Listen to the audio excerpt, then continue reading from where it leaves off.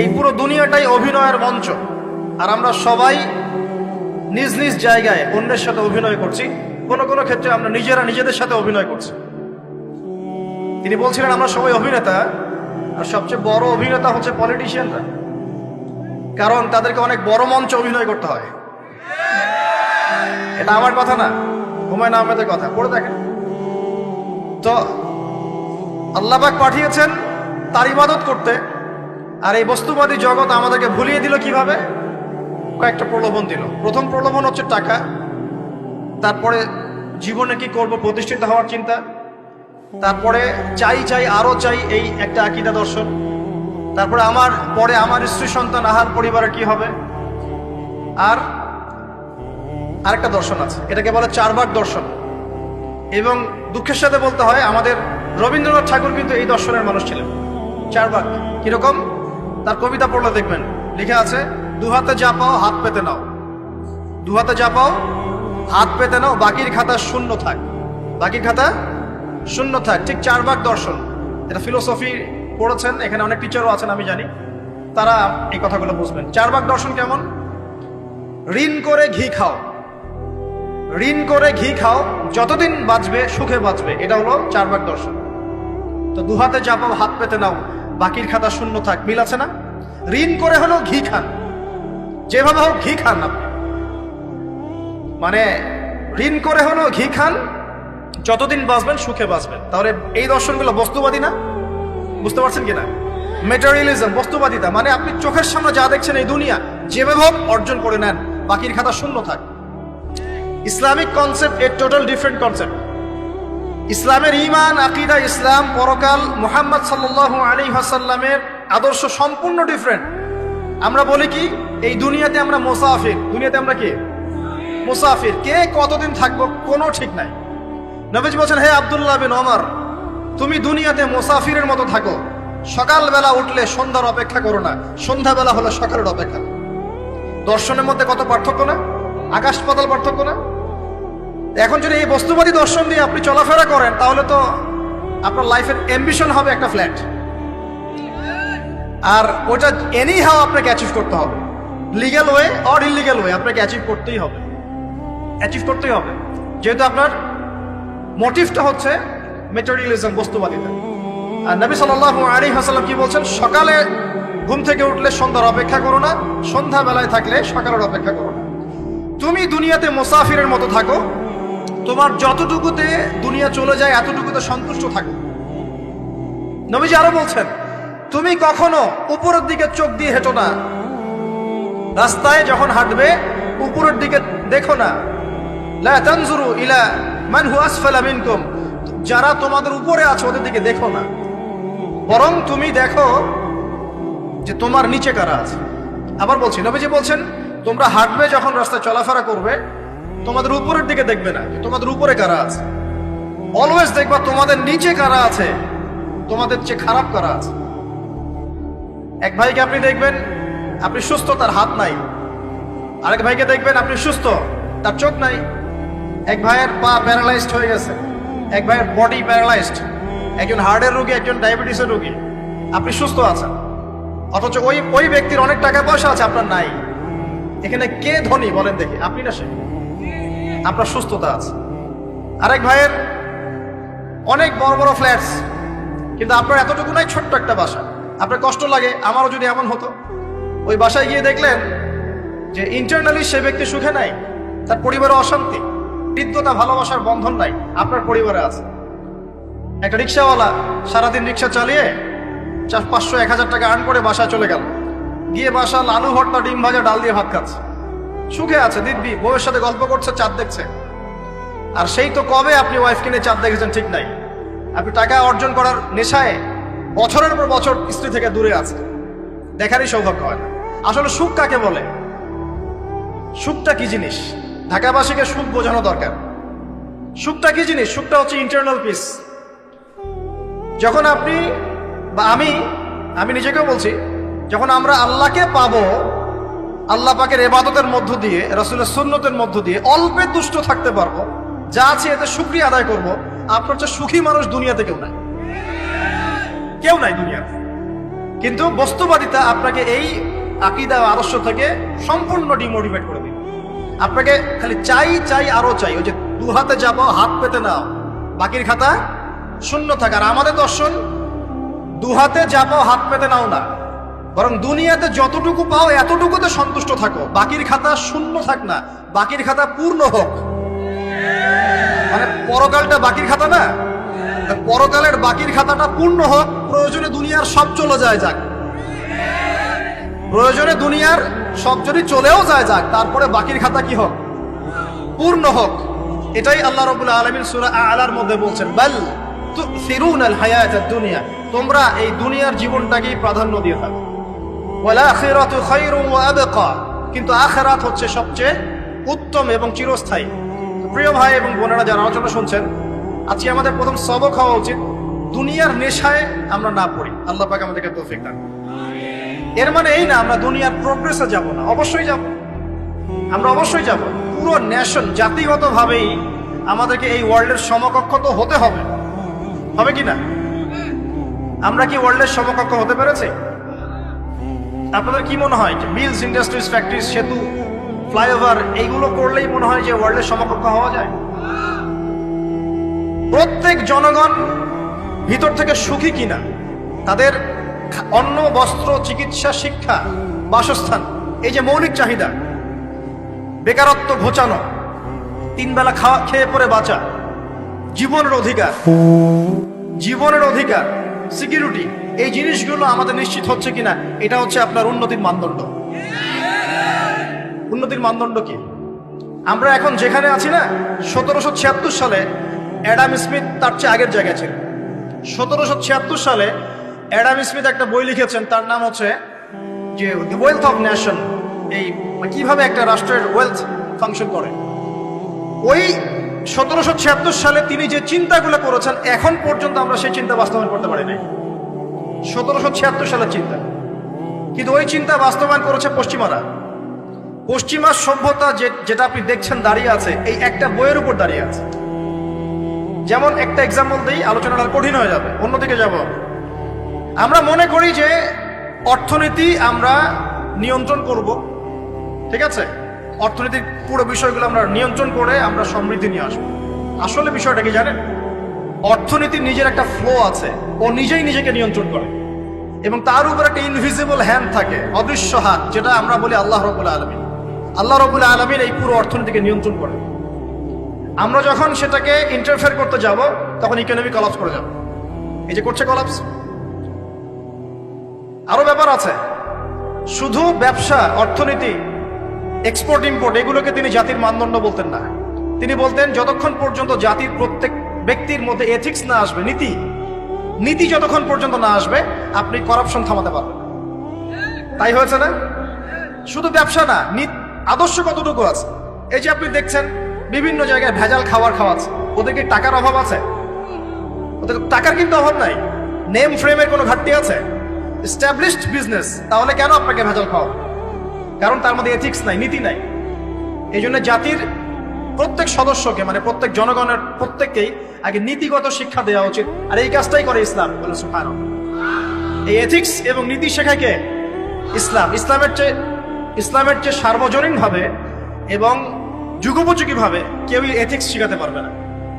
কাগজে কলমে অনেকে অনেক কথা বলতে পারে, প্র্যাকটিক্যালি শেখাবে কে?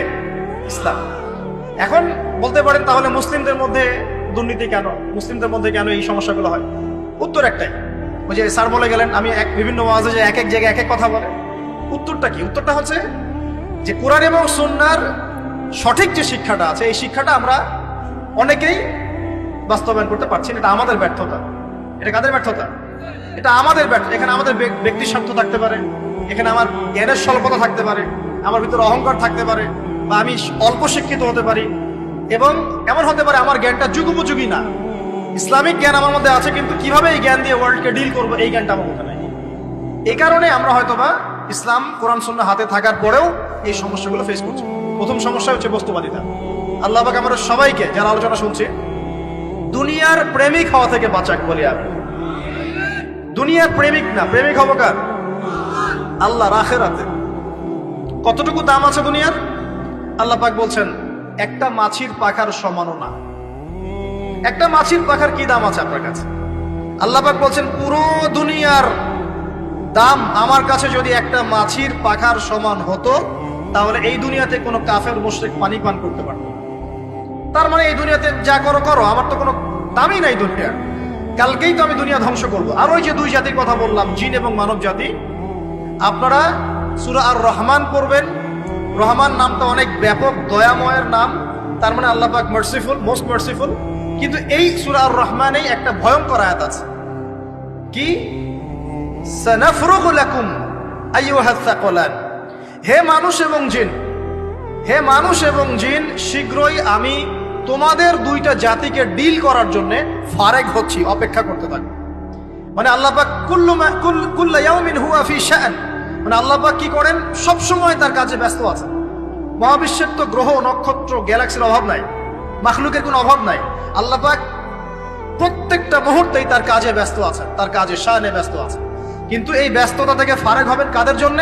মানুষ আর জিনের জন্য। সুবহানাল্লাহ, মানুষ আর জিনের জন্য। আল্লাহ পাক বলেন সানাফরুগু লাকুম আইয়ুহাস সাকলান, দাঁড়াও, দুনিয়ার মধ্যে এইসব করে বেড়াচ্ছ, তোমাদের দুই জাতির জন্য আমি অচিরেই ফারেক হব ইনশাআল্লাহ।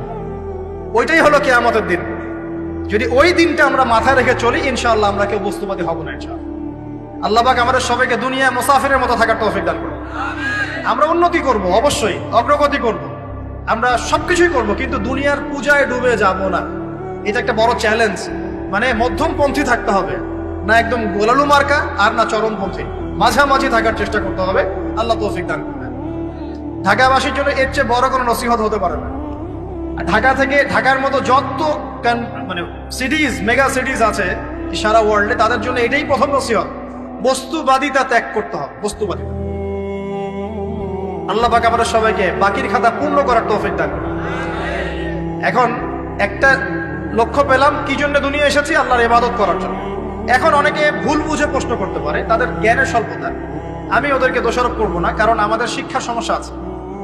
আমরা তো সবার মাঝে ইসলামিক সার্বজনীন শিক্ষা দিতে পারছি না। এ কারণে অনেকে প্রশ্ন করতে পারে, তাহলে কি সারা জীবন আল্লাহ বিল্লাহি করতে হবে? আমি কি সারা জীবন তাসবিহ তাহলিল জিকির আজকার নামাজি পড়ে বেড়াবো? তাহলে এটা হলো তার ভুল বুঝ। এই আয়াত সম্পর্কে ভুল ব্যাখ্যা। সঠিক ব্যাখ্যাটা কি? সঠিক ব্যাখ্যা হচ্ছে সূরা হাশরের 7 নম্বর আয়াত। কত নম্বর? সূরা হাশর 7 নম্বর আয়াত। আল্লাহ পাক বলেন, ওয়ামা আতাকুমুর রাসূলু ফাখুযুহু, রাসূলুল্লাহ সাল্লাল্লাহু আলাইহি ওয়াসাল্লাম তোমাদেরকে যা যা দিয়েছেন সব নিয়ে নাও। ওয়ামা নাহাকুম আনহু ফান্তাহু, রাসূল যা থেকে বিরত থাকতে বলেছেন সমস্ত বিষয় থেকে দূরে থাকো। এখন এই আয়াতটাকে সামনে রেখে কুরআন সুন্নাহকে যদি আমরা ঘাঁটি, আমরা দেখব রাসূলুল্লাহ সাল্লাল্লাহু আলাইহি ওয়াসাল্লাম পেশাব পায়খানা ইস্তেনজা করা থেকে শুরু করে রাষ্ট্র চালানো পর্যন্ত প্রতিটা কাজের হেদায়েত দিয়ে গেছেন। আলহামদুলিল্লাহ, এটা কেউ মানি বা না মানি দিয়ে গেছেন, এটা বিশ্বাস করতে হবে। আমল করতে পারি বা না পারি, নবী দিয়ে গেছেন, বিশ্বাস করতে হবে।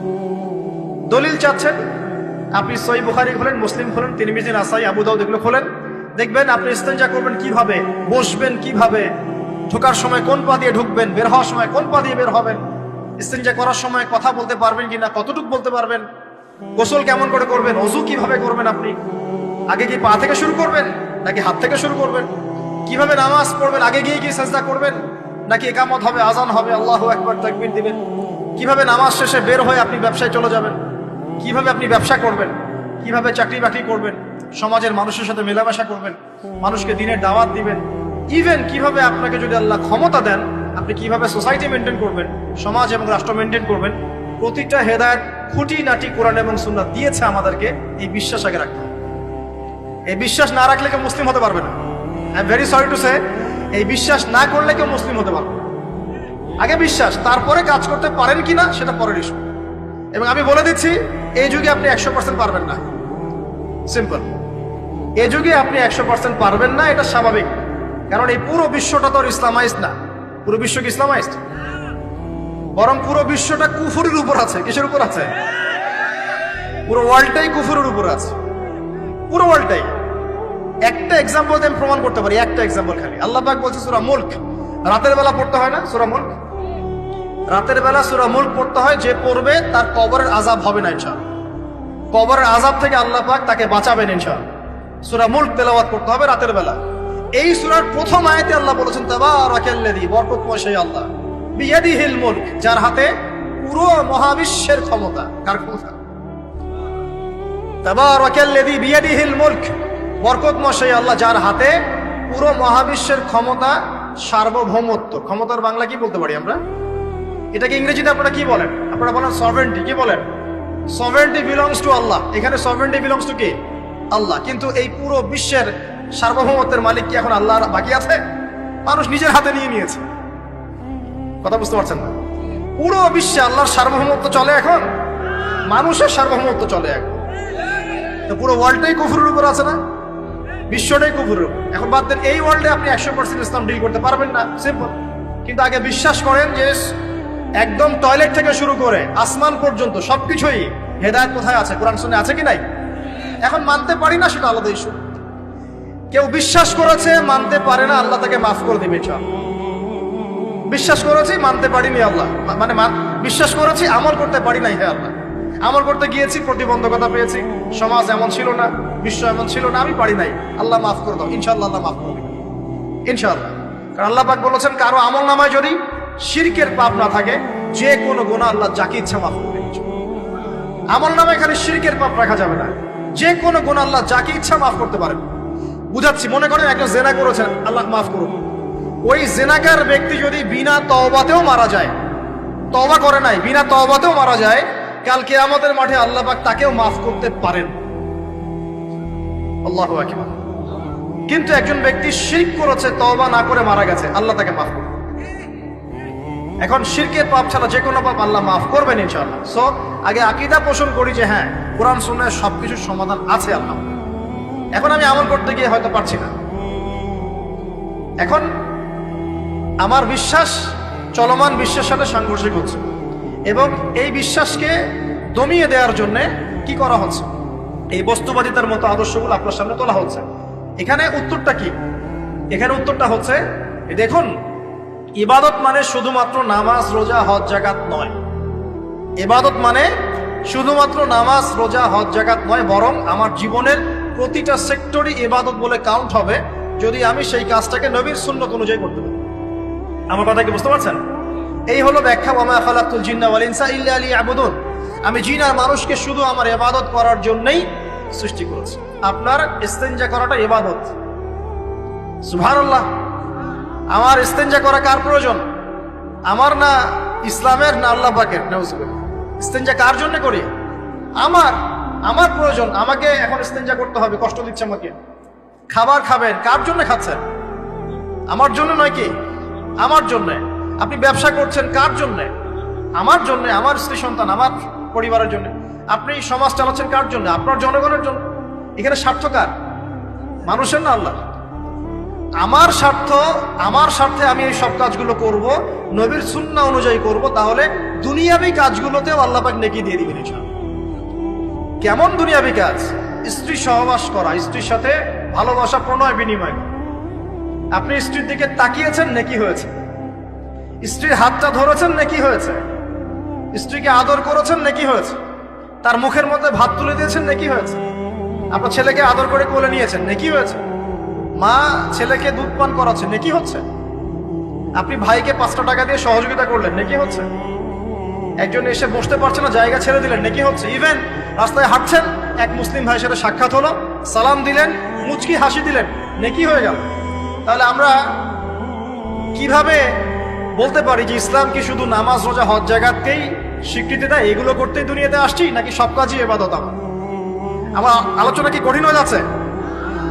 আমাদের জীবনের প্রতিটা কাজই ইবাদত, যদি সেটা রাসূল সাল্লাল্লাহু আলাইহি ওয়াসাল্লামের সুন্নাহ মতো করা হয়। 3টা জিনিস খেয়াল রাখতে হবে। কয়টা জিনিস ভাই? এক, সেই ইবাদত হতে হবে আল্লাহর সন্তুষ্টির জন্য। এই যে আমি স্ত্রীর মুখে ভাত তুলে দিচ্ছি, তার কাছ থেকে কিছু পাওয়ার আশায় নয়, আমি দিচ্ছি আল্লাহর সন্তুষ্টির জন্য। আমি যে একজন মুসলিম ভাইকে হাসি মুখে সাক্ষাৎ করলাম, ও আমাকে ভালো বলবে, পরে আমাকে হেল্প করবে, এমন এই জন্য নয়, আল্লাহ পাক সন্তুষ্ট হবেন তাই। আমি নামাজে দাঁড়িয়েছি, লোকে আমাকে ভালো বলবে এই জন্য দাঁড়াই নাই। দাঁড়িয়েছি কেন? যাতে আল্লাহ আমাকে কালকে আমাদের মাঠে বাঁচাবে। আমি দাড়ি ছেড়ে দিয়েছি কেন? মানুষ আমাকে হুজুর বলবে তাই, এই জন্য নয়। বরং আল্লাহর রাসূলের সুন্নাত জীবিত করেছি, ইনশাআল্লাহ আমি 50 জন শহীদ সাহাবীর নেকি পাবো ইনশাআল্লাহ। কেন আমি টাকনুর নিচে কাপড় পরছি না? কারণ কি মানুষ আমাকে বলবে নতুন ফ্যাশন? না, আমি এই কারণে পড়ছি যাতে রাসূল সাল্লাল্লাহু আলাইহি ওয়াসাল্লাম কাল কিয়ামতের মাঠে এই সুন্নাহর উপর আমল করার জন্য আমার পক্ষে সুপারিশ করেন। আমার ইবাদত, আমার পর্দা, আমার পরিবার, আমার ব্যবসা, আমার অর্থনীতি, আমার পলিটিক্স সবকিছু আল্লাহর জন্য করব, এই একটা হলো মূলনীতি ইবাদত কবুল হওয়ার। এক। দুই, সেই আমলটা হতে হবে রাসূলের সুন্নাহ মোতাবেক, অন্য কোনো পদ্ধতিতে নয়। মনে করেন আমি একজন খুব বড় বুজুর্গ হয়ে গেছি, নাউজুবিল্লাহ। আমরা এত বড় বুজুর্গ হয়ে যাই নাই, যে টাইটেলগুলো আপনারা দেন এগুলোর কোনো প্রয়োজনও নাই। এখন একজন বড় বুজুর্গ এসে যদি আপনাকে কোনো ইবাদতের পদ্ধতি শিখিয়ে দেয়, এই পদ্ধতিতে ইবাদত করো অনেক ভালো হবে, কিন্তু ওই পদ্ধতির সাথে রাসূলের এবং সাহাবীদের পদ্ধতির কোনো মিল নাই। মুখরোচক মনে হলো, দেখতে সুন্দর মনে হলো, এবং অনেক মানুষ তা করছে এরকম দলিল থাকলেও সেই কাজটা করা যাবে। কারণ কি? কারণ সেই কাজটা রাসূল সাল্লাল্লাহু আলাইহি ওয়াসাল্লামের সুন্নাহ মাফিক হয়নি। আল্লাহ রাসূল করেন নাই, সাহাবীরা করেন নাই, বাস আমি করব না। ইমামরাও করেন নাই, পরবর্তী জেনারেশনের কেউই করেন নাই। এখন যত ভালো টাটকা মজা লাগুক, দেখতে সুন্দর লাগুক, বহু মানুষ করছে, এইসব দলিলে ইসলাম টিকবে না। আল্লাহ পাক বোঝার তৌফিক দান করুন। 1 নম্বর শর্ত, আল্লাহ সন্তুষ্টির জন্য হতে হবে। 2 নম্বর, রাসূলের পদ্ধতিতে হতে হবে। 3 নম্বর খুব ডিফিকাল্ট, 3 নম্বরটা বেশি ডিফিকাল্ট। প্রথম 2টা পার হয়ে গেলেও 3 নম্বরে গিয়ে আমরা আটকে যাচ্ছি আর কি। বলবো? রাগটাগ করবেন না তো? 3 নম্বর হচ্ছে রিজিক হালাল হতে হবে। রিজিক হালাল হতে হবে। পশ্চিমের আদলে গড়া এই পুরো বিশ্বের বেশিরভাগ মানুষের রিজিক এখন হারাম। কেন হারাম? কারণ কোনো না কোনো ভাবে আমরা সুদের সাথে সম্পৃক্ত হয়ে যাচ্ছি, কোনো না কোনো ভাবে। আর নবীজি অনেক আগেই বলেছিলেন, 1400 বছর আগে, যে একটা জামানা তোমাদের সামনে আসবে, যে মানুষ সুদ খেতে চাইবে না তার গায়েও সুদের ছিটাফাটা গিয়ে লাগবে। লাগছে কিনা? এখন আপনি খেতে চাইবেন না, আপনাকে মেসেজ পাঠিয়ে দেওয়া হবে আপনার অ্যাকাউন্টে এত টাকায় যোগ হয়েছে। কি করবেন এখন? টাকাটা আপনি সুদের টাকা। সুদের টাকা মানে কি? 1 দিরহাম যে ব্যক্তি সুদ খেয়েছে সে যেন 36টা মেয়ের সাথে জেনার পাপ করেছে। সহিহ বুখারী হাদিস, একদম অকাট্য, সহিহ, সনদ সহিহ, এমন না জয়ীফ জাল, এমন নয়। 1 দিরহাম যে ব্যক্তি সুদ খেয়েছে সে যেন 36 বার জেনা করলো, নবী সাল্লাল্লাহু আলাইহি ওয়াসাল্লাম। আর এই হাদিস তো আপনারা জানেন যে সুদের পাপের 73টা শাখা আছে। নিচের শাখা হচ্ছে মায়ের সাথে জেনা করা, মাকে বিয়ে করা, আর উপরের শাখা হচ্ছে আল্লাহ এবং তার রাসূলের সাথে যুদ্ধ করা। এগুলো অবলীলায় করছি আমরা। আর নবীজি বলছেন 4 শ্রেণীকে আমি অভিশাপ দিয়ে গেলাম। আল্লাহর নবী অভিশাপ দিয়ে গেলেন মানে সে জাহান্নামে যাবে, কোনো অবস্থাতেই জান্নাতে যাবে না। ইল্লা মাশা আল্লাহ। 1, যে সুদ খায়। 2, যে সুদ দেয়। 3, সাক্ষী থাকে। 4, লিখে রাখে। এখন বলেন এই সিস্টেমের বাইরে কতজন মানুষ আছে?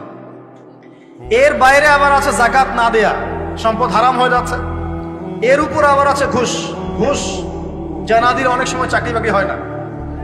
আর আস্তে আস্তে এগুলো আমরা ট্রেডিশন বানিয়ে নিয়েছি। এক সময় আমরা, শোনেন, এটাকে বলা হয় নিউট্রালাইজেশন, মানে স্বাভাবিকীকরণ। খুব কঠিন টার্ম বলে ফেলছি মনে কিছু কিছু। যেমন আগে ধর্ষণ হলে আমরা খুবই সোচ্চার ছিলাম এবং সারা এলাকা ফেটে যেত, এত বড় কথা। কেউ মাপে কম দিলে, ধরা পড়লে চক্ষু লজ্জায় সে সমাজে চলতে পারত না। কেউ চুরি করলে চক্ষু লজ্জায় বের হতে পারতো না। আস্তে আস্তে আস্তে আস্তে আস্তে আস্তে এই যে মাপে কম দেয়া বলেন, সুদ বলেন, জেনা বলেন, আস্তে আস্তে পাপগুলোকে আমরা নিউট্রালাইজেশন করে ফেলেছি, নিউট্রালাইজ হয়ে গেছে। হ্যাঁ, ধর্ষণ ডেইলি 4-5টা হয়, সুদ সবাই খায়, আমিও খাই, জেনা তো সবাই করে, বয়ফ্রেন্ড গার্লফ্রেন্ড ফ্রি মিক্সিং আছে, আমি করলে সমস্যা কি? ওর তো 4টা, আমার তো মাত্র 1টা। ওর চেয়ে আমি ভালো। ওর 5টা বয়ফ্রেন্ড, আমার তো 1টা। ওর 4টা গার্লফ্রেন্ড, আমার তো 1টা। আমি তো ভালো। আমার ছেলে খুব ভালো, শুধু মাঝে মাঝে একটু ড্রিঙ্কস করে, ব্যাপারটা এরকম আর কি। তো এই যে পাপকে নিউট্রালাইজেশন করা হচ্ছে আস্তে আস্তে, স্বাভাবিকীকরণ। এই ফ্লোতে আমরা মোটামুটি সবাই পড়ে গিয়ে এখন রিজিক হারাম হয়ে যাচ্ছে। ঘুষ দিতে হয় না, চাকরি হবে না। আবার দেখেন, জাকাত না দেওয়ার মধ্য দিয়ে রিজিক হারাম করে ফেলছি, সুদ খাওয়ার মধ্য দিয়ে করছি, ঘুষ নেওয়ার মধ্য দিয়ে করছি। কোনো কোনো ক্ষেত্রে করাপশন, অন্যের সম্পদ আত্মসাতের মধ্য দিয়ে করছে। এর বাইরে যারা ব্যবসা করছি, আমরা যে দুধে দেওয়া তুলসী পাতা এমনও নয়, কোনো কোনো সময় মাপে কম দিচ্ছি। এই যে টাটকা জিনিস বলে ভেজাল খাওয়াচ্ছি, 3 দিনের বাসি তেল দিয়ে ইফতার রান্না করে খাওয়াই দিবে, বলবে একদম টাটকা জিনিস। রমজান মাস আসছে সামনে না, কত যে মানুষ বের হবে যারা তারাবির নামাজ পড়বে একদম 20 রাকাত, ওখানে রাকাত নিয়ে ঝগড়া হবে। ঠিক ওরাই যখন দেখবেন বিকালে দুপুরে ইফতার বিক্রি করবে, বিভিন্ন পণ্য বিক্রি করবে, দেখবেন যে দুনিয়ার বাসি পচা আপনাকে খাওয়াই দিবে। এই শ্রেণীর মানুষের ধারণা যে লা ইলাহা ইল্লাল্লাহ শুধু মসজিদে আছে, বাজারে নাই। এটা ধারণা লা ইলাহা ইল্লাল্লাহ মুহাম্মাদুর রাসূলুল্লাহ এটা মসজিদে আছে, বাজারে সমাজে অন্য জায়গায় নাই। এটা তাদের ধারণা। তাদের এই ধারণা অচিরেই ভাঙবে যখন মৃত্যুর দূত চলে আসবে। তখন বুঝবে লা ইলাহা ইল্লাল্লাহ একটা সার্বজনীন কালিমা, যেটা জীবনের সব ক্ষেত্রেই চলতে হবে। আল্লাহ পাক আমাদেরকে বোঝার তৌফিক দান। ব্যবসা করছি আলহামদুলিল্লাহ, অ্যাটলিস্ট সুদ খাচ্ছি না।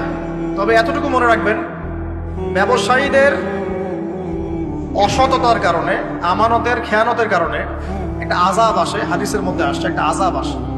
নবীজি বলেছেন, যখন একটা জাতির ব্যবসায়ীরা মাপে কম দেওয়া শুরু করে, মিথ্যা কসম করে পণ্য বিক্রি করা শুরু করে এবং আমানতের খেয়ানত করে, তখন ওই জাতির উপর দুর্ভিক্ষ চাপিয়ে দেওয়া হয়। কি চাপিয়ে দেওয়া হয়? দুর্ভিক্ষ চাপিয়ে দেওয়া হয়। মনে করছেন যে হয়তো দুর্ভিক্ষ নাই, পুরো ওয়ার্ল্ড ওয়াইড একটা নীরব দুর্ভিক্ষ চলছে এখন আস্তে আস্তে। সকালে একটু আগে বলেছিলাম না, গরিব মানুষ আলু ভর্তা, ডাল আর ডিম ভাজা দিয়ে ভাত খেত আগে।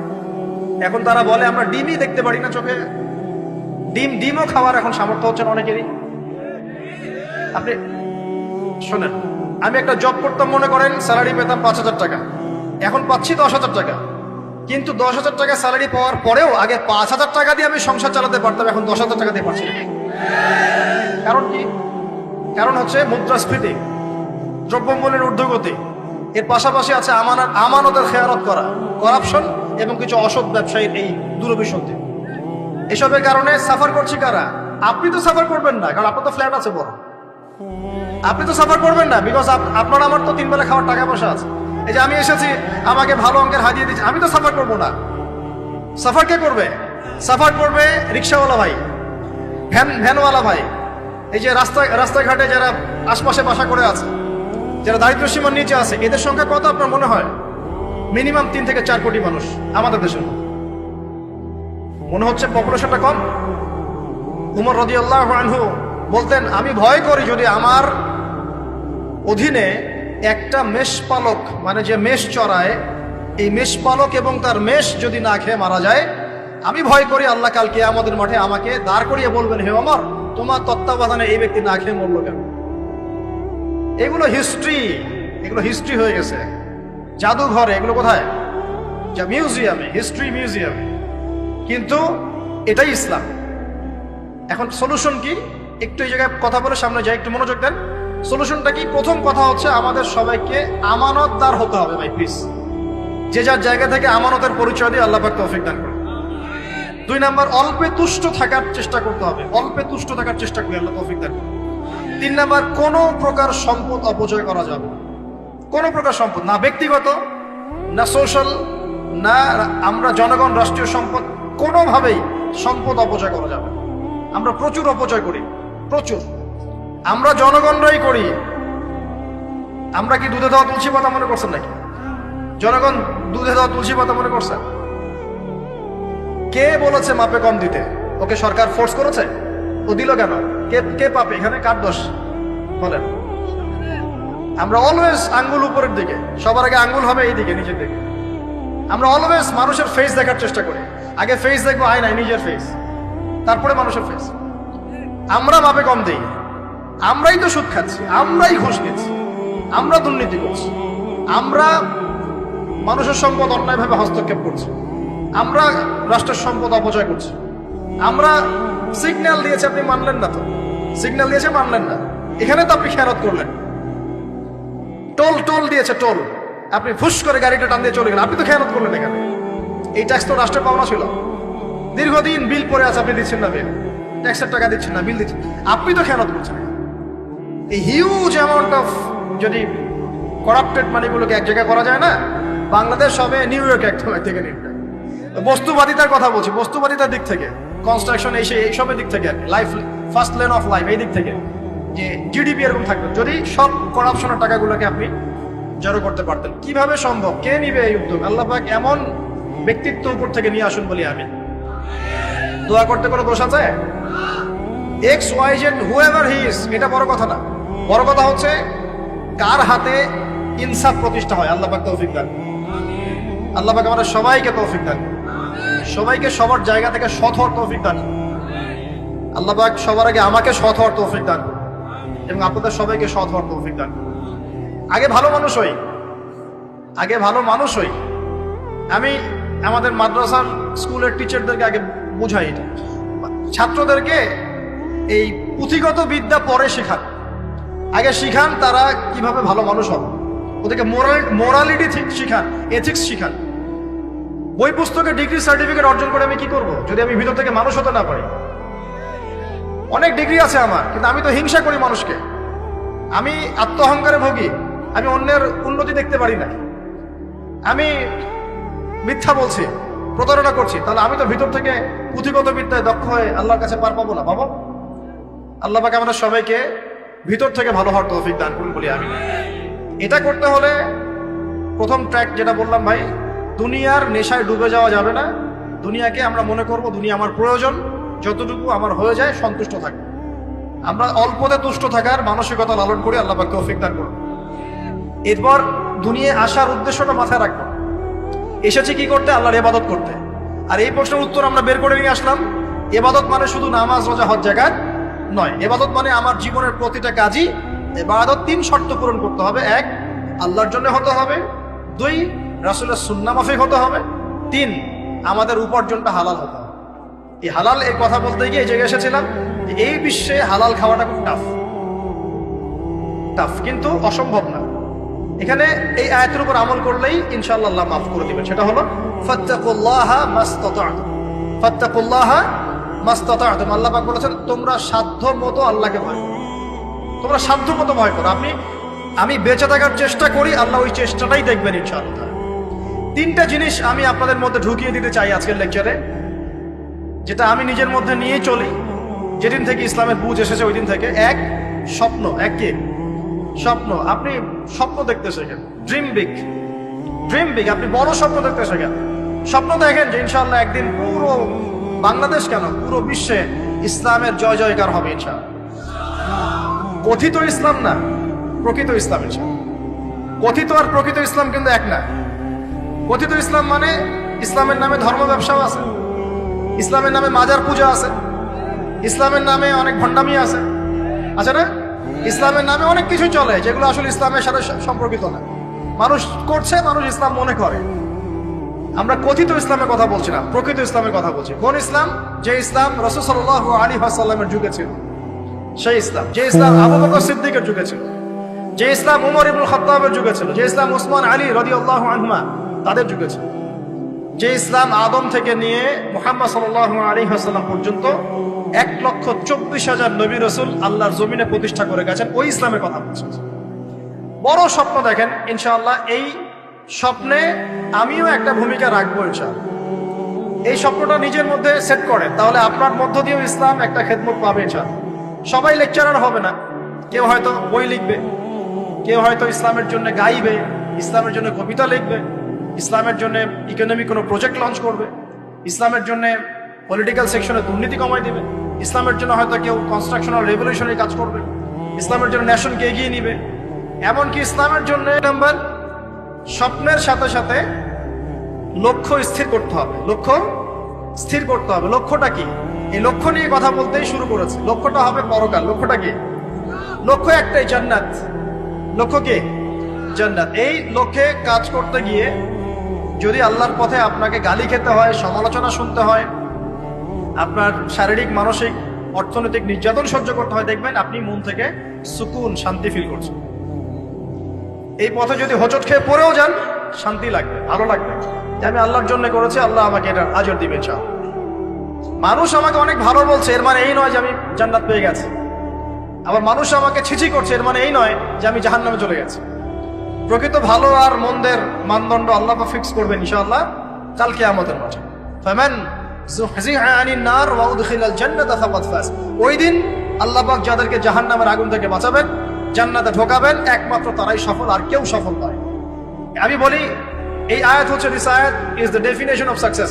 এই আয়াত হচ্ছে সাফল্যের সংজ্ঞা। এই যে সাফল্য সাফল্য বলি আমরা, বাবা তোমাকে সফল হতে হবে, মা তোমাকে সফল হতে হবে, হ্যাঁ, what is the definition of success? আপনারা কি মনে করেন সাফল্যের সংজ্ঞা কি?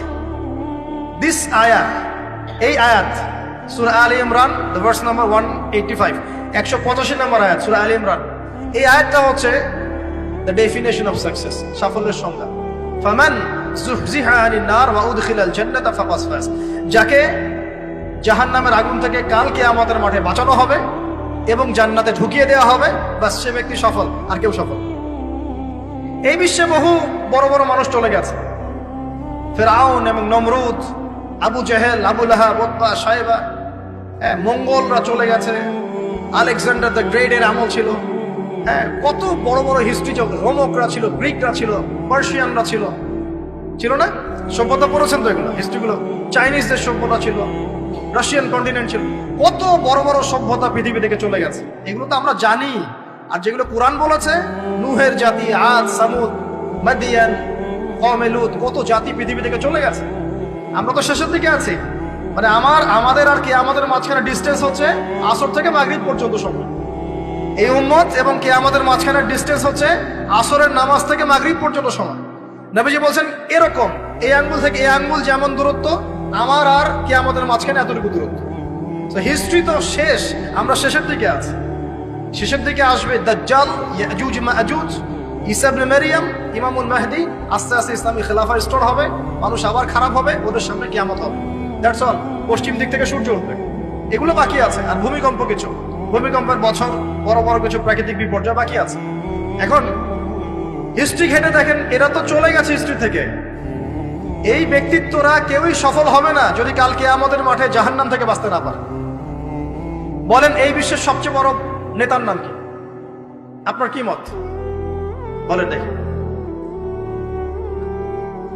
না, আমি ওই সেন্সে বলছি না। এখনকার বিশ্বের সবচেয়ে বড় পরাশক্তির নেতাকে বলেন। বাইডেন। এক্স্যাক্টলি। আমার মতে পুতিন। আমার মতে কি? এ ব্যক্তি সফল হতে পারবে না যদি কাল কিয়ামতের মাঠে জাহান্নাম থেকে বাঁচতে না পারে।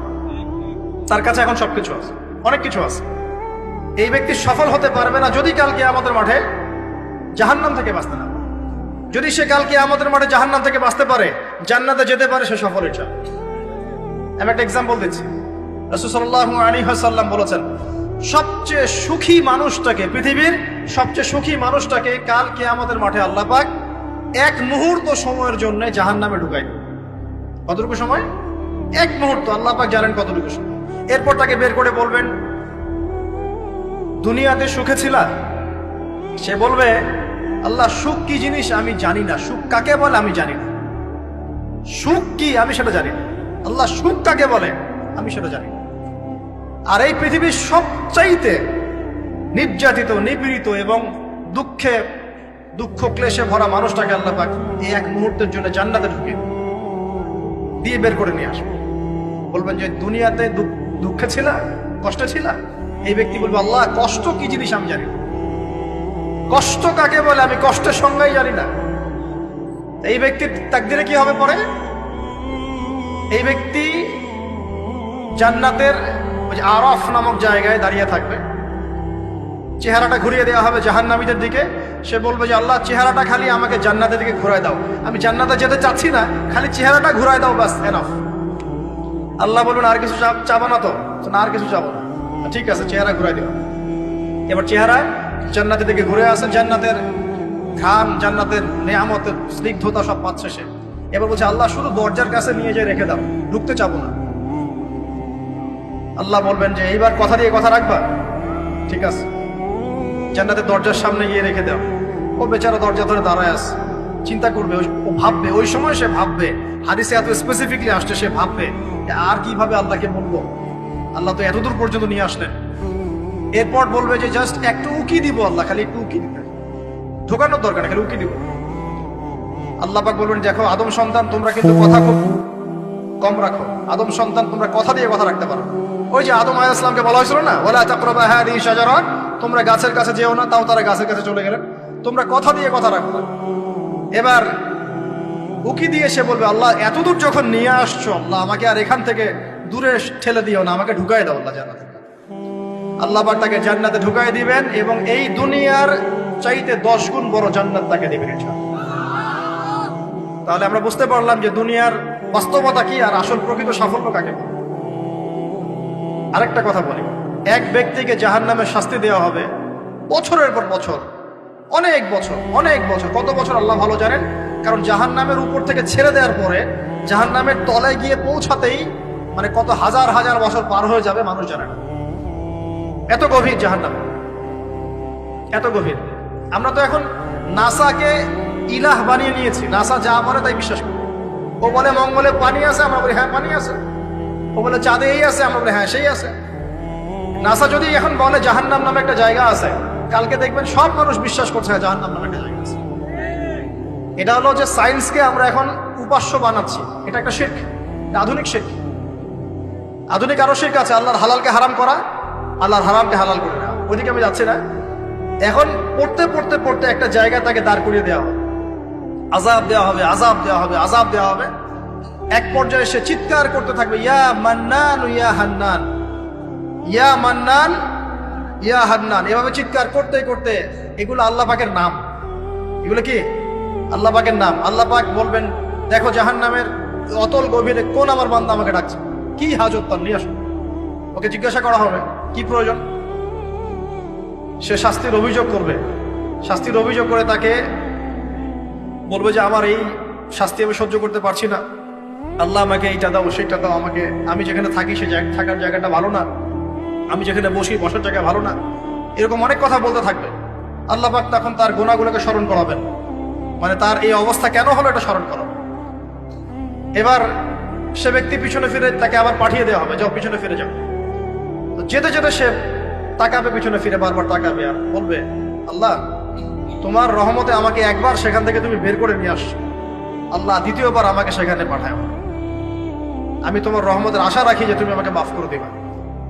আল্লাহ পাক বলবেন আমার রহমতের ওসিলায় সে আমার কাছে চেয়েছে, যাও আমি তাকে মাফ করে দিলাম। এই জাহান্নাম থেকে বের করেও আল্লাহ পাক অনেক মানুষকে কি করবেন, জান্নাতে দিবেন। ইনশাআল্লাহ। একজন ব্যক্তির কথা আসছে 99টা খুন করেছে, তওবা করার সুযোগ আছে কিনা খুঁজতে গিয়েছে। এক আবেদ যে ইবাদত করে, আলেম না আবেদ, সে বলেছে কোনো মাফ নাই, ওকেও হত্যা করে 100 পূর্ণ করেছে। পরে অন্য এক আলেমের কাছে গিয়ে তওবা করেছে। আল্লাহ পাক তার জান কবজের সময় ফেরেশতাদের দূরত্বকে পরিমাপ করে এই ওসিলায় আল্লাহ রাব্বুল আলামিন তাকে মাফ করে দিলেন। আরেক ব্যক্তিকে মাফ করেছেন আল্লাহ রাব্বুল আলামিন, যে তার সন্তানদেরকে বলেছিল আমি মারা গেলে আমার লাশটাকে পুড়িয়ে ফেলবা, অর্ধেক ছাই বাতাসে ভাসিয়ে দিবা, অর্ধেক ছাই সাগরে ভাসিয়ে দিবা, বাতাসে উড়িয়ে দিবা, সাগরে ভাসিয়ে দিবা। আল্লাহ পাক ছাই জড়ো করেছেন, করে বলেছেন কেন করেছো এই কাজ? সে বলবে মিন খাশিয়াতিকা ইয়া রাব্বি, হে আল্লাহ তোমার ভয়ে কাজ করেছিলাম, আর তুমি খুব ভালো করে জানো হে আল্লাহ আমি তোমার ভয় করেছি, অন্য কোনো কারণে করেছি। আল্লাহ পাক তাকে বলবেন যাও আমি তোমাকে মাফ করে দিলাম। এক নারীর কথা আসছে, ব্যভিচারী মহিলা, জিনা করে, পতিতা মহিলা, একটা কুকুরকে পানি পান করিয়েছে, আল্লাহ তাকে মাফ করে দিয়েছে। আর একজন লোকের কথা আসছে যে তার বন্ধুকে এতটুকু বলেছিল, একজন ব্যক্তি তার বন্ধুকে এতটুকু বলেছিল যে আল্লাহ তোকে কোনোদিন মাফ করবে না, আল্লাহ তোকে কোনোদিন মাফ করবে না। এরকম কথা কিন্তু আমরা অনেকে বলে ফেলি। আল্লাহ পাক মৌতের পরে এই দুই ব্যক্তিকেই ডাকবেন, কিয়ামতের মাঠে ডাকবেন, এটা বারজাখে হয়েছে। বলবেন আমার রহমত নিয়ে কথা বলার ইখতিয়ার তোমাকে কে দিয়েছে? আমি কাকে মাফ করব কাকে করব না এই কথা বলার ইখতিয়ার তোমাকে কে দিয়েছে? আজকে আমি তাকে মাফ করে দিলাম, তোমাকে জাহান্নামে দিয়ে দিলাম, যাও। অতএব আল্লাহ রাব্বুল আলামিনের এই বিশাল রহমত আমরা পাবো, আশাবাদী ইনশাআল্লাহ। এই কারণে আমাদের প্রথম যে বিষয়টা ফোকাস করতে হবে, আল্লাহ রহমত পেতে হলে আমাদের অবশ্যই বস্তুবাদিতা ত্যাগ করতে হবে। আল্লাহ পাক দুনিয়া পছন্দ করেন না, দুনিয়ার মোহে যারা ডুবে থাকে আল্লাহ এদেরকে পছন্দ করেন। দুনিয়া প্রয়োজন, যতটুকু আমার দরকার আমি করব, যতটুকু প্রয়োজন নাই এই বিষয়টা আমি পেতেই হবে, চাই চাই আরো চাই, হ্যাঁ, দু হাতে চাপাও হাত পেতে নাও, ঋণ করে ঘি খাও, এইসব দর্শনের ধার ধারবো না আমরা ইনশাআল্লাহ। আমাদের দুনিয়া চলে গেলে যাক, বাকির খাতা পূর্ণ হোক ইনশাআল্লাহ তাআলা। আর এই দুনিয়াতে এসেছি আল্লাহর ইবাদত করার জন্য। শিখলাম, জানলাম, বুঝলাম ইবাদত মানে শুধুমাত্র নামাজ, রোজা, হজ, যাকাত নয়। এগুলো অবশ্যই ইবাদত, কিন্তু এগুলোই ইবাদত নয়, বরং আমাদের জীবনের প্রতিটা কাজই ইবাদত। আমাদের স্ত্রীর মুখে ভাত তুলে দেওয়া পর্যন্ত, একটা মুসলিম ভাইয়ের সাথে হাসি মুখে কথা বলা পর্যন্ত, মুসাফা করা পর্যন্ত, এভরি সিঙ্গেল ওয়ার্ড যা আমরা এই দুনিয়াতে করি, এগুলো ইনশাআল্লাহ তাআলা ইবাদত বলে কাউন্ট হবে যদি আমরা এগুলোকে তিনটা পদ্ধতিতে করি। এক, আল্লাহর সন্তুষ্টির জন্য করি। দুই, রাসূলের পদ্ধতিতে করি। এবং হালাল খেয়ে করি ইনশাআল্লাহ তাআলা। আল্লাহ পাক আমাদের সবাইকে এভাবে ইবাদত করার তৌফিক দান। আর শেষ করার আগে আমি আর কয়েকটা পয়েন্ট টাচ করে শেষ করে দিচ্ছি, রাত অনেক গভীর হচ্ছে। আসন্ন রমজান মাস আমাদের সামনে আছে। আমাদের সামনে বলতে এই তো 2 সপ্তাহ হয়তো বাকি নাই। আমি কয়েকটা পয়েন্টস খালি আপনাদের সাথে শেয়ার করবো, যে এই পয়েন্টগুলো যদি একটু ফোকাস করি, রমজান মাসটা গুনাহ মাফের উৎসব হবে ইনশাআল্লাহ। আমরা কলেজ লাইফে পড়তাম একটা ওয়ার্ড, উৎসবের উৎসাহ। উৎসবের উৎসাহ, এই যে ছায়ানট, উদিচি, এইসব জায়গায় যারা থাকে না, এরাও এই শব্দগুলো জানে না। উৎসবের উৎসাহ, ওরা বলে যে জাগতে হবে রাত আলো জেলে রেখে উৎসবের উৎসাহে। মানে রাত জাগতে হবে আলো জেলে রেখে উৎসবের উৎসাহে। আমাদের এই দুনিয়ার জীবনের হায়াত কিন্তু খুব লম্বা না, খুব লম্বা কি 60 থেকে 70। এর মধ্যে আল্লাহ পাক কিছু উৎসবের উৎসাহ দিয়েছেন, যেমন শবে বরাত, যেমন শবে বরাতের রাত। এই রাতে ব্যক্তিকেন্দ্রিক তো কিছু ইবাদত করা যায়, সামগ্রিক না হয়।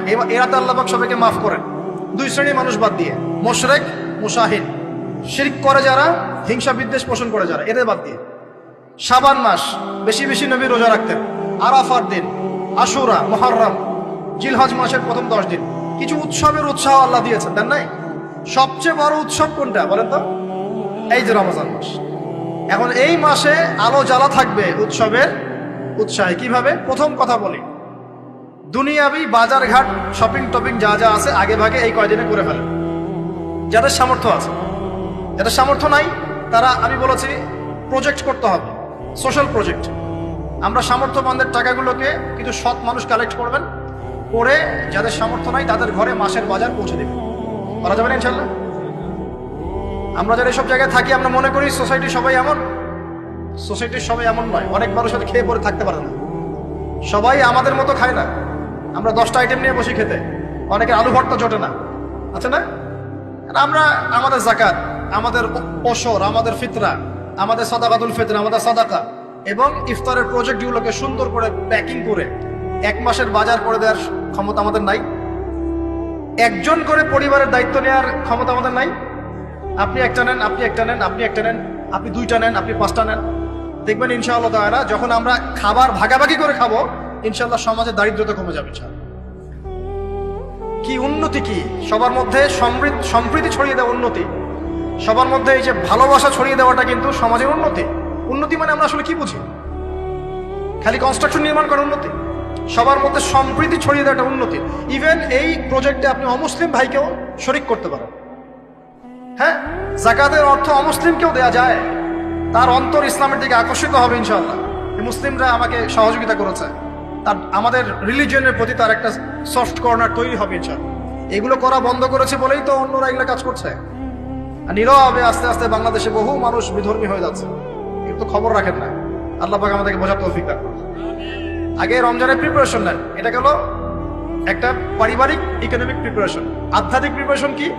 হুট করে রমজান মাসে গিয়ে সব ইবাদত একসাথে ধরা যায় না।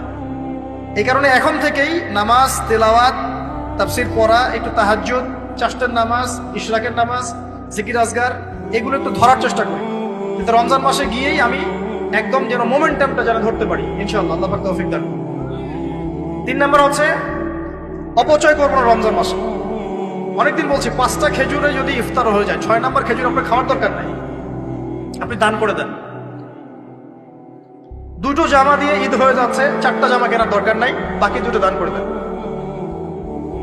আপনার পরিবারের জন্য যদি 30 কেজি চাল যথেষ্ট হয়, 40 কেজি কেনার দরকার নাই, বাকিটা দান করে দেন। বহু মানুষ রমজান মাসে ইফতার করবে, ইফতার করে আল্লাহর কাছে বদদোয়া করবে। দেখে নিয়ে বলবে যে আল্লাহ, আমি ইফতার করার খাবারটুকু পাচ্ছি না। পুরো বিশ্বের ইকোনমিক অবস্থা কিন্তু সুবিধার না। আস্তে আস্তে আমাদের এগুলো বুঝতে হবে। আল্লাহ পাক আমাদেরকে শুধু কোরআন তেলাওয়াত করলেই তো হবে না, এগুলো অর্থ তো বুঝতে হবে। কোরআন হাদিস দিয়ে বিশ্বটাকে তো ডিল করতে হবে, হবে কি না? আল্লাহ তৌফিক এনায়েত করুন। অপচয় না করি। আর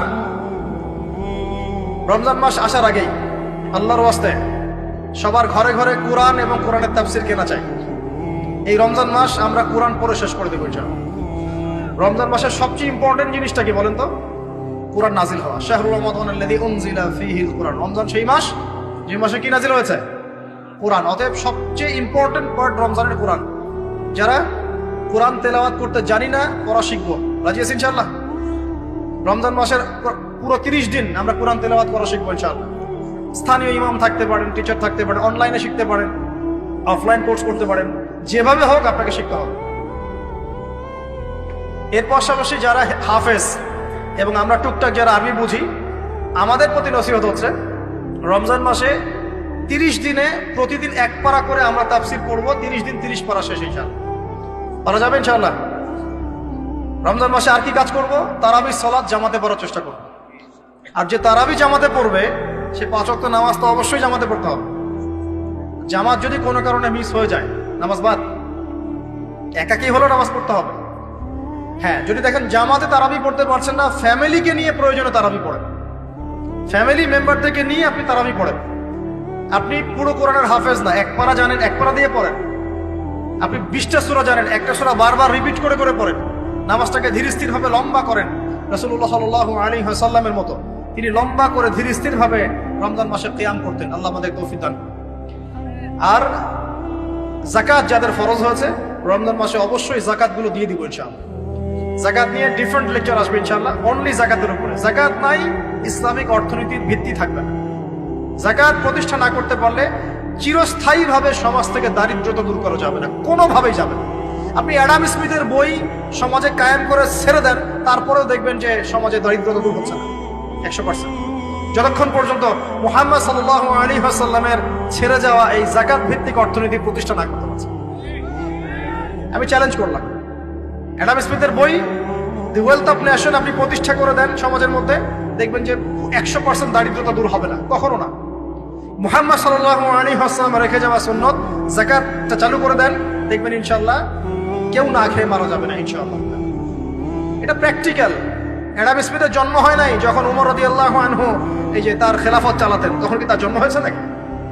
উমর রাদিয়াল্লাহু আনহু যুগে একটা মানুষ দেখাতে পারবেন দারিদ্র সীমা নিচে বাস করে? তখন ওয়েলথের মানদণ্ড কি ছিল?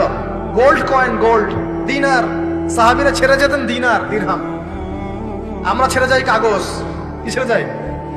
কাগজ। আর মনে করে অনেক ধন আমার। কি একটা যুগ আসলো, মানুষ কাগজকে ধন মনে করে। সুবহানাল্লাহ। যাই হোক, ওদিকে যাচ্ছি না। যাকাতগুলো দেওয়ার চেষ্টা করে আল্লাহ পাক সবাইকে তৌফিক দেন। মনে রাখবেন, যে ব্যক্তি নামাজ পড়ে যাকাত দেয় না সে মুসলিম নয়। যে নামাজ পড়ে যাকাত দেয় না, যাকাত অস্বীকার করে, সে মুসলিম নয়। আর যে ব্যক্তি নামাজের ফরজিয়াতকে অস্বীকার করে সেও মুসলিম নয়। নামাজও থাকতে হবে, যাকাতও থাকতে হবে। আল্লাহ পাক তৌফিক ইনায়াত করুন, আমিন। আর সবশেষ কথা হলো, রমজান মাসে আমরা যেটা বুঝি খাবার আর পান করা ছেড়ে দেওয়ার নাম রোজা, এটাও ভুল কনসেপ্ট। শুধু খাবার আর পানীয় ছেড়ে দেওয়ার নাম রোজা বা সওম নয়, বরং আল্লাহ পাকের নিষেধকৃত যাবতীয় কবিরা গুনাহ ছেড়ে দেওয়ার নাম হচ্ছে সওম। সওম রেখে যদি আমি জেনা করি, গার্লফ্রেন্ডের সাথে চ্যাটিং করি আর ডেটিং করতে যাই, কফি খাই, হ্যাঁ, ইউনিভার্সিটিতে আমি বসে বসে তার সাথে ডেট করি, ফোনে চ্যাট করি, এখানে ওখানে লুকিয়ে লুকিয়ে দেখা করি, মিথ্যা কথা বলি, মাপে কম দেই, সুদ খাই, মিথ্যা কথা বলি, প্রতারণা করি ইত্যাদি, রোজা রেখে যদি এই কাজগুলো আমরা করি, রোজা ভেঙে যাবে। বিশ্বাস করেন, রোজাটা ভেঙে যাবে, রোজা থাকবে না। নবীজি বলছেন, এই রোজা রাখুক বা না রাখুক আল্লাহর কিছুই যায় আসে না, আল্লাহ পাক দেখবেনই না এর দিকে। সওম মানে আল্লাহ পাকের সমস্ত নিষেধগুলোকে বর্জন করা। একটা মেয়ে রোজা রেখেছে, বেপরদায় বাইরে চলে গেল, সওম হয়নি, সওম ভেঙে গেছে। রোজা রেখেছি, আমি বসে বসে গীবত করলাম, সওম ভেঙে গেল। রোজা রেখেছি, মিথ্যা কথা বললাম, মাপে কম দিলাম, রোজা ভেঙে গেল। আল্লাহ পাক আমাদের সবাইকে সওম রাখার মতো রাখার তৌফিক এনায়েত করুন, আমিন। আর সর্বশেষ কথা, এখানে আসতে পেরে আমি নিজেকে খুবই ধন্য মনে করছি। আলহামদুলিল্লাহ, একটা শিক্ষিত মহল পেয়েছি, তাই অনেকগুলো কথা মন থেকে বলে ফেললাম। এর মধ্যে যদি কোনো ভুল ত্রুটি হয় সেটা আমার পক্ষ থেকে, আর সঠিক বিষয়গুলো আল্লাহ পাকের পক্ষ থেকে। ঢাকাবাসীর জন্য এতটুকু বলবো, বস্তুবাদী হয় না। শহরটা যেন আপনাকে বস্তুবাদী না বানাতে পারে। এখানে আমাদেরকে থাকতে হবে কেন? কারণ যেখানে মক্কা, যেখানে আবু জেহেল, সেখানেই মুহাম্মদ সাল্লাল্লাহু আলাইহি ওয়াসাল্লামের জন্ম হয়। যেখানে ইব্রাহিমের পিতা আজার, সেখানেই ইব্রাহিমের জন্ম হয় নাকি? এবং তারা একটা সময় পর্যন্ত চেষ্টা করতে থাকেন সমাজের মানুষকে সঠিক পথে আনার জন্য। যখন পারেন না, তারপর কি করেন? চলে যান। ইব্রাহিম আলাইহিস সালাম চলে গেলেন, আব্বাকে নসিহত করতে করতে ক্লান্ত, আর বোঝে না। রাসূল সাল্লাল্লাহু আলাইহি ওয়াসাল্লাম একদিন মক্কায় 13 বছর কাজ করলেন। 13 বছর দাওয়াতি কাজ করার পর মক্কার মানুষ আর তাকে সহ্য করে না। সাহাবীদেরকে নিয়ে বেচারা তিনি চলে গেলেন কোথায়? তো আমরা এই শহরে থাকবো ঠিকই, এই শহর যেন আমাদেরকে বস্তুবাদী না বানাতে পারে। দুনিয়ার বেঁচে থাকবো দুনিয়াকে প্রয়োজন মনে করে, দুনিয়ার পূজায় ডুবে যাব না। যতটুকু প্রয়োজন এতটুকুতে সন্তুষ্ট থাকবো ইনশাআল্লাহ। অবশ্যই দুনিয়ার প্রয়োজন আছে, তবে দুনিয়ার পূজায় ডুবে যাব না, মধ্যমপন্থী থাকার চেষ্টা করবো ইনশাআল্লাহ। আর এই শহরের অন্যতম সমস্যা হচ্ছে সুদ বা রিবা। আল্লাহর ওয়াস্তে রিবা ত্যাগ করার চেষ্টা করেন, আল্লাহ পাক তৌফিক দেন। এই শহরের অন্যতম সেরা সমস্যা বেপর্দামি, অশ্লীলতা, বেহায়াপনা এবং ফ্রি মিক্সিং, ফ্যামিলিস্ট রেভলিউশন, নারী পুরুষের পোশাক পরে, পুরুষ নারীর পোশাক পরে, জেনা। শহরটাকে আমরা জেনা শহর বানাচ্ছি আস্তে আস্তে। মাদকের ছয়লাভ হচ্ছে, জেনার ছয়লাভ হচ্ছে, প্রতারণা, কারাপশন, আমানতদারিতার অভাব, অবিশ্বাস, চতুর্দিকে অবিশ্বাস, কেউ কাউকে বিশ্বাস করতে পারে না। আল্লাহ পাকের কিছু বড় বড় গজব আসার যে কারণগুলো আছে, এই প্রতিটা কারণ অলরেডি আমাদের উপর ওয়াজিব হয়ে গেছে। কিভাবে বাঁচতে পারি? প্রথমত আল্লাহ পাকের কাছে খাস তওবা করতে হবে। আল্লাহ পাক আমাদের সবাইকে খাস তওবা করে দিনে ফিরে আসার তৌফিক দান। 2 নম্বর, আল্লাহর কাছে আমরা ওয়াদা করব, আল্লাহ দুনিয়াতে যতদিন বেঁচে আছি তোমার আদেশ, তোমার নবীর আদেশ মেনে চলবো ইনশাআল্লাহ। আমরা জানি 100% পারবো না, যতটুকু পারি চেষ্টা করবো ইনশাআল্লাহ। আর কি করবো? দ্বীনের ইলম অর্জন করার চেষ্টা করবো ইনশাআল্লাহ। আমাদের পরিবার বর্গকে পর্দায় রাখবো ইনশাআল্লাহ। পরিবারের মধ্যে হালাল রিজিকের ব্যবস্থা করবো ইনশাআল্লাহ। অল্পে তুষ্ট থাকার মানসিকতা লালন করব। অসহায় গরিব দুঃখী মানুষের পাশে থাকার চেষ্টা করবো ইনশাআল্লাহ। জাতির মধ্যে ফিকশন, ফাসাদ বাড়িয়ে দেব না, বরং আমরা শান্তিপ্রিয় মানুষ, শান্তিপ্রিয় থাকবো। গঠনমূলকভাবে আমরা যুগ এবং জিজ্ঞাসার জবাবগুলো উপস্থাপন করবো ইনশাআল্লাহ। যার অন্তরে আল্লাহ হেদায়েত দিবেন সে মানবে, যার অন্তরে আল্লাহ হেদায়েত দিবেন না সে মানবে। এভাবে ইনশাআল্লাহ আমরা আমাদের জীবনটাকে এগিয়ে নিব এবং আমাদের সন্তানদেরকে মানুষ করে যাবো ইনশাআল্লাহ, যাতে করে আমাদের পরবর্তী বিশ্বটাকে ওরা ডিল করতে পারে। আমি জানি না তারা কি করবে, তারপরেও এতটুকু বলি যে আমাদের সামনে একটা ভয়ঙ্কর বিশ্ব অপেক্ষা করছে। যদি আমরা এখন সচেতন হতে না পারি এবং এই প্র্যাকটিক্যাল কাজগুলো করতে ব্যর্থ হই, আগামী দিনগুলো আমাদের জন্য খুব শুভকর হবে বলে আমি মনে করি না। আল্লাহ রাব্বুল আলামিন আমাদের সবাইকে কথাগুলো বোঝার এবং আমল করার তৌফিক ইনায়াত করুন। আমিন।